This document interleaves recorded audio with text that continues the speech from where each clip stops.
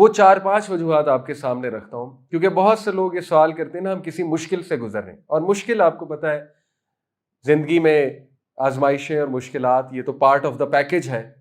اللہ نے خود بتا دیا نا کہ ہم تو آزمائیں گے تمہیں، بھوک سے، پیاس سے، لاس آف ویلتھ سے، لاس آف لائف سے.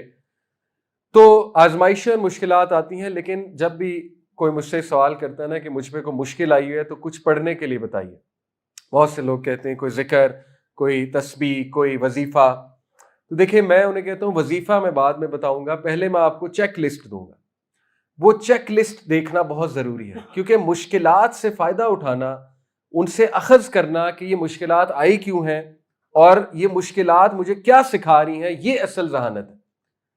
ٹھیک ہے، نہ کہ یہ کہ صرف تسبیح کر لی جائے اور وظیفہ کر لیا جائے اور سیکھا نہ جائے کہ یہ مشکلات آئی کیوں. تو سیکھنے کے لیے کچھ چند ایک چیک لسٹ ہے، وہ سب سے پہلے دیکھنی چاہیے. سب سے پہلی چیک لسٹ، جب بھی آپ پہ کوئی مشکل وقت آیا ہوا ہے، کوئی مصیبت آئی ہے اللہ نہ کرے، یا یور کارڈز آر ڈاؤن اور آپ کو لگے زندگی تنگ ہو رہی ہے، تو سب سے پہلے دیکھیں کہ کہیں اللہ کی توحید میں تو آپ کہیں کمپرومائز نہیں کر رہے، کہیں آپ میں اس میں تو کوئی کمی نہیں آ رہی ہے. کیونکہ بنی اسرائیل کا ڈاؤن فال شروع ہی کب ہوا؟ جب انہوں نے بچھڑے کی عبادت شروع کی، جب انہوں نے سونے کا بچھڑا بنا لیا اور وہ اللہ کے غضب کو انہوں نے دعوت دی. تو میں ہمیشہ کہتا ہوں کہ پلیز دیکھیے کہیں آپ کوئی ایسے کام میں تو نہیں لگے ہوئے جو توحید کے خلاف ہے، جس میں شرک ہے. اور ہمارے معاشرے میں بہت سے عقائد ایسے ہیں جو بہت شرکیہ عقائد ہیں، بدعات پر مبنی ہیں. لوگ مائنڈ کر جاتے ہیں اگر انہیں اس طرح سے سمجھاؤ، لیکن بہت امپورٹنٹ بات ہے، بہت بنیادی بات ہے. کہیں ہم کوئی ایسا کام تو نہیں کر رہے جو نبی صلی اللہ علیہ وسلم کی سنت سے ثابت نہیں ہے. کہیں ہم غیر اللہ سے تو مدد نہیں مانگ رہے، کہیں ہم غیر اللہ پہ تو توکل نہیں کر رہے، کہیں ہم ایسا کام تو نہیں کر رہے جس میں شرک اکبر ہے یا ایون شرک کی کوئی اور قسم پائی جاتی ہے. تو سب سے پہلے توحید. آپ دیکھیے اللہ کے نبی صلی اللہ علیہ وسلم جب بھی مشکل وقت ہوتا تھا، ان پہ ڈسٹریس میں ہوتے تھے، تو وہ ان کے الفاظ سن لیں، وہ کیا کہتے تھے؟ اللہ اللہ ربی لا اشرک بہ شیئا. کیا چیز ریوائز کرتے تھے؟ توحید. توحید، اللہ اللہ میرا رب ہے اور میں اس کے ساتھ کسی کو شریک نہیں کرتا. توحید ریوائز کرتے ہیں جب مشکل آئی ہو. یہ دعا کیا سکھاتی ہے؟ توحید ریوائز کرتے ہیں جب مشکل آئی ہو. دوسری چیز، دوسری چیک لسٹ، کہ کہیں آپ کا مال تو حرام کا نہیں ہے. مشکلات کے آنے کی بہت بڑی وجہ حرام کی کمائی. چیک لسٹ دیتا ہوں میں تاکہ ہم مستفید ہوں، فائدہ اٹھائیں. حرام کا مال تو نہیں ہے، کیونکہ حرام کا مال ہے تو دعا بھی قبول نہیں ہوتی.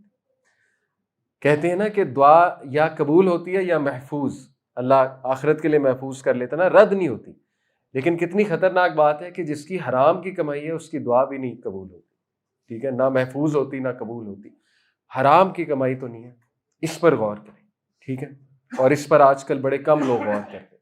تیسری چیک لسٹ، اور یہ ساری بنی اسرائیل کے واقعات سے ثابت ہے کہ جب وہ شرک میں لگے، حرام میں لگے، فساد مچانے لگے. تیسرا جو چیک لسٹ ہے کہ کہیں آپ کوئی گناہ کے عمل میں تو نہیں ہے، یعنی کوئی ایسا عمل جو اللہ کو سخت ناپسند ہے اور آپ ریپیٹیٹیولی کر رہے ہیں، اور آپ کو ریمائنڈرز بھی آ رہے ہیں لیکن آپ ریپیٹیٹیولی کر رہے ہیں، آپ نے اس گناہ کو عادت بنا لیا ہے. تو مشکل آتی ہے جب بندہ ویسے نہیں سمجھ رہا ہوتا، پھر اللہ تعالیٰ اس کو ذرا ویک اپ کال دیتا. تو کہیں ایسا تو نہیں ہے کوئی گناہ کے عمل میں مستقل تو نہیں لگے ہوئے. ایک ہے کہ مومنٹ آف ویکنس میں سلپ ہو جانا، وہ ہم سب سے ہوتا ہے، ہم سب انسان.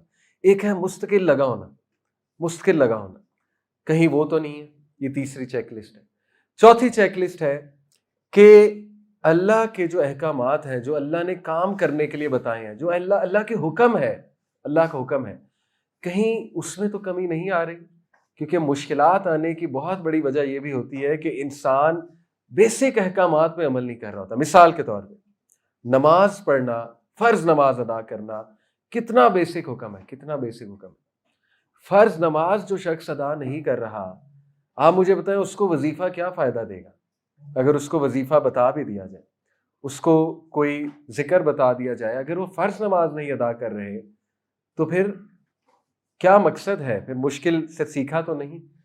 اسی طرح اللہ سبحانہ و تعالیٰ نے حکم دیا ہے خواتین کو پردے کا حکم دیا ہے، اللہ تعالیٰ نے مردوں کو بہت سے احکامات دیے ہیں، تو کیا ان احکامات پہ عمل ہو رہا ہے؟ کہیں کمی تو نہیں آ رہی؟ یہ دیکھنا چاہیے جب مشکل آئے۔ اور پانچویں چیک لسٹ جو ہے کہ حقوق العباد میں تو کہیں کوتاہی نہیں ہو رہی، کسی کا دل تو نہیں دکھایا ہوا، کسی کے ساتھ سختی تو نہیں کی ہوئی، کسی کی زندگی تو عذاب نہیں بنائی ہوئی۔ آپ دیکھیں بنی اسرائیل نے جب فساد شروع کیا، آپس میں قتل و غارت شروع کی، ایک دوسرے کے حقوق ضمن کرنا شروع کیے، کتنا برا ڈاؤن فال آیا انہیں۔ تو یہ 5 چیک لسٹ جو ہے ہمیں سیکھنا چاہیے، جو واقعات ہیں یہ واقعات ہمیں سکھاتے ہیں کہ قوموں کا ڈاؤن فال تب ہوتا ہے جب ان سے موٹی موٹی یہ 5 مسٹیکس ہوتی ہیں، اور بھی بہت ہیں، موٹی موٹی بات کر رہا ہوں۔ نمبر 1، توحید میں کمی، شرک، ٹھیک ہے، یہ چیک کرنا چاہیے کہ کہیں غلط عقائد کی وجہ سے تو ہم پہ مصیبت نہیں آئی ہوئی، مشکل نہیں آئی ہوئی۔ لیٹس ریوائز آر توحید، اپنی توحید کو خالص کرتے ہیں، اپنی توحید کو ریوائز کرتے ہیں۔ نمبر 2، کہ حرام کی کمائی تو نہیں ہے، کہیں سے حرام تو نہیں آ رہا ہے، کیونکہ اس کے برے اثرات ہوتے ہیں۔ نمبر 3، کہیں کوئی ایسا کام مستقل تو نہیں میں کر رہا جس میں اللہ کی ناراضگی ہے، مستقل تو نہیں ناراض کیا وہ اللہ کو۔ اگین کلیئر کر رہا ہوں، مومنٹ آف ویکنس میں سلپ ہو جانا وہ ایک الگ بات ہے، وہ ہم سب سے ہوتا ہے، لیکن مستقل ایک گناہ کرنا تو اس پر غور کرنا چاہیے۔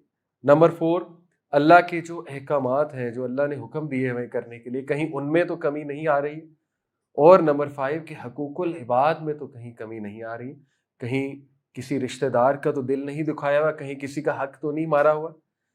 دیکھیں ایک بندہ، اس نے بہنوں کو وراثت نہیں دی، اس کو وظیفہ کیا افیکٹ کرے گا؟ اس کو وظیفہ بتا کے ہم نے کیا کرنا ہے؟ اتنا بڑا حق اس نے مارا ہوا ہے۔ تو اللہ نے کہا نا کہ جو کوئی بھی میری وحی سے، میری انسٹرکشن سے آراز کرے گا، وَمَنْ عَارَضَ عَنْ ذِكْرِي فَإِنَّ لَهُ مَعِيشَةً ضَنْكَ، جو کوئی بھی میری انسٹرکشن سے آراز کرے گا، سورہ طٰہٰ کی ہے فَإِنَّ لَهُ مَعِيشَةً ضَنْكَ، اس کی زندگی ہم تنگ کر دیں گے، اس کی زندگی میں مشکلات ہوں گی۔ تو زندگی جب تنگ ہوتی ہے تو سب سے پہلے یہ چیک لسٹ سامنے لانی چاہیے، اس کے بعد جو ہے وہ انشاءاللہ وظیفہ بھی افیکٹ کرے گا، اس کے بعد انشاءاللہ تعالیٰ جو بھی آپ اللہ سے دعا کریں گے وہ ضرور اللہ تعالیٰ قبول بھی کرے گا، آسانی بھی پیدا کرے گا۔ تو ہمیں پرانی قوموں سے سیکھنا چاہیے۔